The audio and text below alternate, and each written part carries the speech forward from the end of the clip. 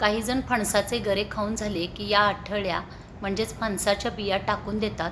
असे न करता हे खाल्ल्यामुळे आपल्याला अनेक फायदे मिळू शकतात. या बियांमध्ये भरपूर मॅग्नेशियम व पोटॅशियम असते. या बिया तुम्ही उकडून किंवा भाजून खाऊ शकता. या बिया खाल्ल्यामुळे पचनशक्ती सुधारते, रोगप्रतिकारशक्ती वाढते. मी सुद्धा फणस कापल्यानंतर गरे काढून घेतले आणि या गऱ्यातील बिया या चाकूने कट करून काढून घेतल्या. त्या स्वच्छ धुवून सावलीमध्ये 2 दिवस सुकवून ठेवल्या होत्या.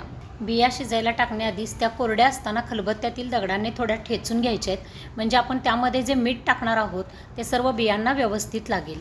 जर बिया ओल्या असताना ठेचायला गेलात तर त्या हातातून निसटतात. त्यामुळे कोरड्या असतानाच ठेचून घ्यायचे आहेत आणि मग पाण्याने एकदा स्वच्छ धुवून कुकरमध्ये घालायचे आहेत. त्या बुडतील इतपत पाणी घालून चवीनुसार मीठ घालायचं आहे. 3 शिट्ट्या द्यायच्या आहेत आणि गॅस 5 मिनिटे बारीक करायचा आहे. 5 मिनिटानंतर गॅस बंद करायचा आहे आणि कुकर थंड झाल्यानंतर या बियांवरील टरफले काढून आपण या बिया सोलून खाऊ शकता.